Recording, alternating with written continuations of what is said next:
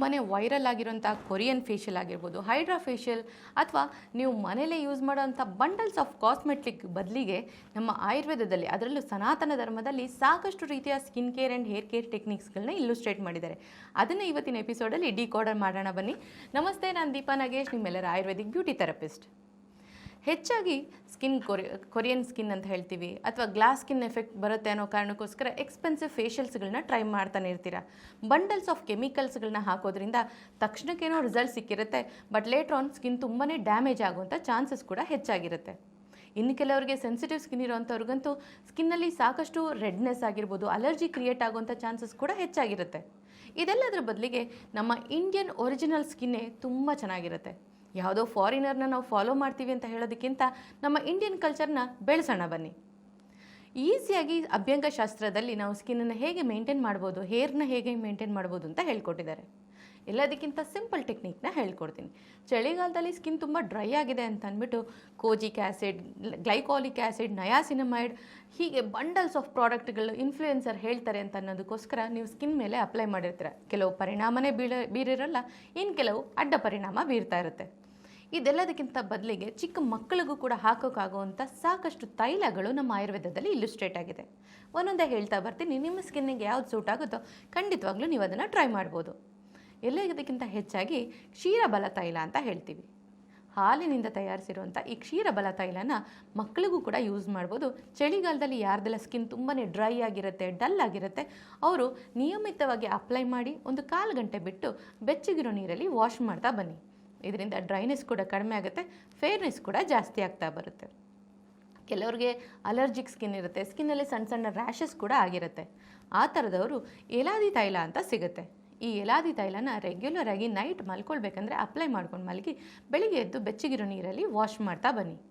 ಇದರಿಂದ ಸೆನ್ಸಿಟಿವಿಟಿ ಕೂಡ ಕಡಿಮೆ ಆಗುತ್ತೆ, ರ್ಯಾಷಸ್ ಆ್ಯಂಡ್ ಅಲರ್ಜೀಸ್ ಕೂಡ ಕಡಿಮೆ ಆಗ್ತಾ ಬರುತ್ತೆ. ಇನ್ನು ಜನರಲಿ ನಾವು ಟ್ಯಾನ್ ರಿಡಕ್ಷನ್ ಮಾಡ್ಕೊಳ್ಬೇಕು, ಫೇರ್ನೆಸ್ ಕೂಡ ಬೇಕು, ಜೊತೆಗೆ ಮಾರ್ಕ್ಸ್ ಕೂಡ ರೆಡ್ಯೂಸ್ ಮಾಡ್ಕೊಳ್ಬೇಕು ಅನ್ನೋರು ನಲ್ಪಮಾದಿ ತೈಲಮ್ ಅಂತ ಸಿಗುತ್ತೆ. ಆಯುರ್ವೇದಿಕ್ ಶಾಪ್ಗಳಲ್ಲಿ ಇದೆಲ್ಲ ತೈಲಗಳು ಈಸಿಲಿ ಅವೈಲಬಲ್ ಇರುತ್ತೆ. 20 ನಿಮಿಷ ಹಚ್ಚಿ ಮಸಾಜ್ ಮಾಡಿ ಸ್ವಲ್ಪ ಸ್ಟೀಮ್ ತೊಗೊಂಡು ಕಡಲೆ ಹಿಟ್ಟಿನಿಂದ ವಾಶ್ ಮಾಡೋದ್ರಿಂದ ಸ್ಕಿನ್ನಲ್ಲಿ ಸಾಕಷ್ಟು ರೀತಿಯ ಬದಲಾವಣೆಗಳನ್ನ ಫಸ್ಟ್ ಅಟೆಂಪ್ಟಲ್ಲೇ ನೋಡ್ತಾ ಬರ್ಬೋದು. ಇನ್ನು ಮಾರ್ಕ್ಸ್ ರಿಡಕ್ಷನ್ ಜೊತೆಗೆ naturally blush and glow, collagen boost ಆಗಬೇಕಂದ್ರೆ ಕೆಮಿಕಲ್ ಓರಿಯೆಂಟೆಡ್ ಪ್ರಾಡಕ್ಟ್ಸ್ನ ಅಗತ್ಯ ಇರೋದೇ ಇಲ್ಲ. ಕುಂಕುಮಾದಿ ತೈಲ ಅಂತ ಸಿಗುತ್ತೆ. ಇದನ್ನು ಲಿಪ್ ಬಾಮ್ ಆಗಿ ಕೂಡ ಯೂಸ್ ಮಾಡ್ತೀವಿ, ಬಿಫೋರ್ ಮೇಕಪ್ ಪ್ರೈಮರ್ ಆಗಿ ಕೂಡ ಯೂಸ್ ಮಾಡ್ಕೊಳ್ಬೋದು. ಗ್ಲಾಸಿ ಎಫೆಕ್ಟ್ ಮೇಕಪ್ ಬೇಕು ಅಂದರೆ ಇದನ್ನು ಖಂಡಿತವಾಗ್ಲೂ ನೀವು ಟ್ರೈ ಮಾಡ್ಬೋದು. ಫೇಸ್ಗೂ ಕೂಡ ಇದನ್ನು ರೆಗ್ಯುಲರ್ ಆಗಿ ಅಪ್ಲೈ ಮಾಡೋದ್ರಿಂದ ಪಿಂಪಲ್, ಬ್ಲೆಮಿಷಸ್, ಈವನ್ ಪಿಗ್ಮೆಂಟೇಷನ್ ಕೂಡ ಲೈಟ್ ಆಗ್ತಾ ಬರುತ್ತೆ. ಹೀಗೆ ಬಂಡಲ್ಸ್ ಆಫ್ ಆಯುರ್ವೇದಿಕ್ ಟೆಕ್ನಿಕ್ಸ್ಗಳನ್ನ ಯೂಸ್ ಮಾಡಿಕೊಂಡು ನೀವು ಕೂಡ ಮನೇಲೇ ಗ್ಲಾಸಿ, ಅದರಲ್ಲೂ ಇಂಡಿಯನ್ ಗ್ಲಾಸಿ ಸ್ಕಿನ್ನನ್ನು ನಿಮ್ದಾಗಿಸ್ಕೊಳ್ಬೋದು. ಯಾವುದೇ ರೀತಿಯ ತೈಲಗಳನ್ನ ಯೂಸ್ ಮಾಡಿದಾಗ ಫೇಸ್ ವಾಶ್ ಅಥವಾ ಯಾವುದೋ ಸೋಪ್ ಬದಲಿಗೆ ನೀವು ಕಡಲೆ ಹಿಟ್ಟು ಅಥವಾ ಸ್ನಾನದ ಚೂರ್ಣ ಅಂತ ಸಿಗುತ್ತೆ ಆಯುರ್ವೇದದಲ್ಲಿ, ಅದನ್ನು ಸ್ವಲ್ಪ ಬೆಚ್ಚಗಿರೋ ನೀರಲ್ಲಿ ಕಲಿಸ್ಬಿಟ್ಟು ನೀಟಾಗಿ ಫೇಸ್ ವಾಶ್ ಮಾಡೋದ್ರಿಂದ ಯಾವುದೇ ರೀತಿ ಸೈಡ್ ಎಫೆಕ್ಟ್ಸ್ ಆಗೋದೇ ಇಲ್ಲ. ಹೆಚ್ಚಾಗಿ ಆಯಿಲ್ ಅಪ್ಲಿಕೇಶನ್ ಮಕ್ಕಳಿಗೂ ಕೂಡ ಆಯಿಲ್ ಮಸಾಜ್ ಮಾಡಿದ ತಕ್ಷಣವೇ ಸೋಪ್ ಹಾಕಿ ವಾಶ್ ಮಾಡೋದ್ರಿಂದ ಕಪ್ಪಗಾಗುವಂಥ ಚಾನ್ಸಸ್ ಇರುತ್ತೆ. ಸೊ ಯಾವುದೇ ಆಯಿಲ್ ಜೊತೆಗೆ ಡಿಟರ್ಜೆಂಟ್ ಅನ್ನೋದು ಅಂಶನ ಬೆರೆತಾಗ ಅದು ಸ್ಕಿನ್ನನ್ನು ಡಾರ್ಕ್ ಮಾಡೋವಂಥ ಚಾನ್ಸಸ್ ಇರುತ್ತೆ.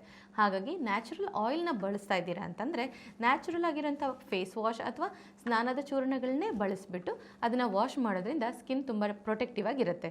ಇನ್ನು ಹೇರಿಗೂ ಅಷ್ಟೇ ಬಂಡಲ್ಸ್ ಆಫ್ ಸೀರಮ್ಗಳನ್ನ ಅಥವಾ ಹೇರ್ ಸ್ಮೂತ್ನರ್ಸ್ಗಳನ್ನ ಯೂಸ್ ಮಾಡೋ ಬದಲಿಗೆ ಮನೇಲೇ ನ್ಯಾಚುರಲ್ ಸಿಗೋಂಥ ಸಾಕಷ್ಟು ಟೆಕ್ನಿಕ್ಗಳನ್ನ ಹೇಳ್ಕೊಡ್ತೀನಿ. ಖಂಡಿತವಾಗ್ಲೂ ಅದನ್ನು ಯೂಸ್ ಮಾಡಿ. ಯಾರಿಗೆಲ್ಲ ಹೆವಿ ಡ್ಯಾಂಡ್ರಫ್ ಇರುತ್ತೆ, ಜೊತೆಗೆ ಹೇರ್ ತುಂಬ ಡಲ್ ಆಗಿರುತ್ತೆ ಅಂತ ಅನಿಸುತ್ತೋ ಅವರು ರೆಗ್ಯುಲರಾಗಿ ವಾರದಲ್ಲಿ 2 ಸತಿ ಹೇರ್ ಆಯಿಲ್ನ ಅಪ್ಲೈ ಮಾಡಿ. ನೀಲಭೃಂಗಾದಿ ತೈಲ ಅಂತ ಸಿಗುತ್ತೆ ಆಯುರ್ವೇದದಲ್ಲಿ, ಅದನ್ನು ರೆಗ್ಯುಲರ್ ಆಗಿ ಅಪ್ಲೈ ಮಾಡೋದ್ರಿಂದ ಹೇರ್ ತುಂಬ ಚೆನ್ನಾಗಿ ಗ್ರೋತ್ ಆಗುತ್ತೆ, ಜೊತೆಗೆ ಗ್ರೇ ಹೇರ್ ಅಂತ ಏನು ಹೇಳ್ತೀವಿ ಅದು ಕೂಡ ರೆಡ್ಯೂಸ್ ಆಗ್ತಾ ಬರುತ್ತೆ. ಆಯಿಲ್ ಅಪ್ಲೈ ಮಾಡಿದ ತಕ್ಷಣ ನೀವು ಯಾವುದೋ ಶಾಂಪೂ, ಕಂಡೀಷ್ನರ್, ಅದರ ಜೊತೆಗೆ ಸೀರಮ್ ಹೀಗೆ ಬಂಡಲ್ಸ್ ಆಫ್ ಕೆಮಿಕಲ್ಸ್ಗಳನ್ನ ಯೂಸ್ ಮಾಡೋ ಬದಲಿಗೆ ಪ್ರಾಪರಾಗಿ ಸೀಗೆಕಾಯಿನ ಹೇಗೆ ಯೂಸ್ ಮಾಡ್ಬೋದು ಹೇರಿಗೆ ಅಂತ ಹೇಳ್ಕೊಡ್ತೀನಿ. ಸೀಗೆಕಾಯಿ 2 ಚಮಚ, ಅಂಟುವಾಳಕಾಯಿ ಪುಡಿ 2 ಚಮಚ ತಗೊಳ್ಳಿ, ಜೊತೆಗೆ ಚಿಗರೆ ಪುಡಿ 2 ಚಮಚ ತಗೊಳ್ಳಿ. ಇದೆಲ್ಲದನ್ನು 1 ಗ್ಲಾಸ್ ನೀರಲ್ಲಿ ಹಾಕಿ ಚೆನ್ನಾಗಿ ಕುದಿಸಿ. ಅದು ಸ್ವಲ್ಪ ಬೆಚ್ಚಗಿರುವಾಗಲೇ ಹೇರಿಗೆ ಅಪ್ಲೈ ಮಾಡಿಕೊಂಡು ನೀಟಾಗಿ ಒಂದು 10 to 20 ಮಿನಿಟ್ಸ್ ಬಿಟ್ಟು ವಾಶ್ ಮಾಡಿ. ಸೊ ಈ ರೀತಿ ಮಾಡ್ತಾ ಬರೋದ್ರಿಂದ ನ್ಯಾಚುರಲ್ ಆಗಿ ಹೇರ್ ಕಂಡೀಷ್ನಿಂಗ್ ಕೂಡ ಆಗುತ್ತೆ, ಜೊತೆಗೆ ಹೇರ್ ಹೆಲ್ದಿಯಾಗಿ ಫಾಸ್ಟಾಗಿ ಗ್ರೋತ್ ಕೂಡ ಆಗುತ್ತೆ. ಮನೇಲಿ ಸಿಗುವಂಥ ಅಗಸೆ ಬೀಜನ ಕೂಡ ನೀಟಾಗಿ ಫೈನ್ ಪೌಡ್ರ್ ಮಾಡಿ ಬಿಸಿನೀರು ಜೊತೆ ಕಲಿಸ್ಬಿಟ್ಟು ಹೇರಿಗೆ ಕಂಡೀಷ್ನರ್ ಥರ ಅಪ್ಲೈ ಮಾಡ್ಕೊಳ್ಳೋದ್ರಿಂದ ಯಾವುದೇ ರೀತಿಯ ಕೆಮಿಕಲ್ ಬೊಟಾಕ್ಸ್ ಟ್ರೀಟ್ಮೆಂಟ್ಗಳ ಅಗತ್ಯನೇ ಇರೋದಿಲ್ಲ. ಈ ಎಲ್ಲ ಟ್ರೀಟ್ಮೆಂಟ್ಗಳನ್ನ ಖಂಡಿತವಾಗ್ಲೂ ನೀವು ಮನೆಯಲ್ಲೇ ಟ್ರೈ ಮಾಡಿ. ಧನ್ಯವಾದಗಳೊಂದಿಗೆ ದೀಪಾ ನಾಗೇಶ್.